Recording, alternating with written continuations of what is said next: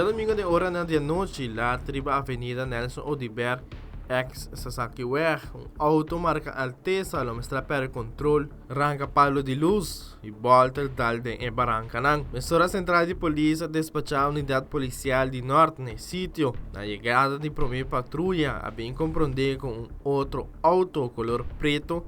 Lo mostra passa su delante e Alteza blanco. Aqui lo mostra tem contato com outro e pone Alteza blanco para control.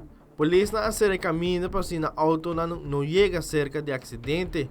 A ambulância também que da pedir para apresentar de viagem no sítio, para assim fazer um controle médico no chofer de Alteza. De veículo estava um acidente com impacto forte.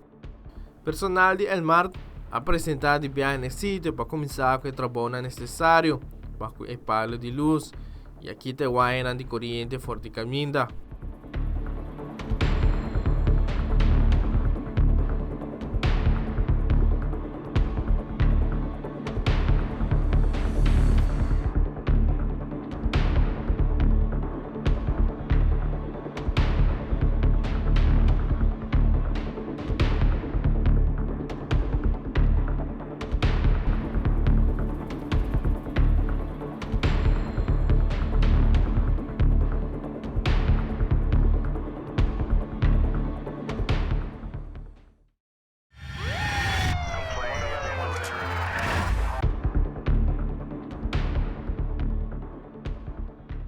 Já sábado passado, 9 de noite, polícia de praia quer informar for de habitantes de Dakota que na cruzada de Dalde Strat e Patia Strat de algum jovem está tirando botas e pedra de casa de gente.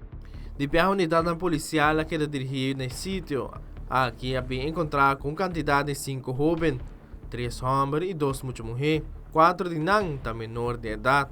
Polícia papel duro que jovem aqui, tur tabi valeu for de área. Momento que a polícia listra não e durante o listramento de auto, bem encontrar com 2 armas blancas, esta cuchu. Também a encontrar grinder. Polícia toma saquinando de beslag e a toma dado de tur jovem aqui. E a dona não ordem para abandonar o sítio.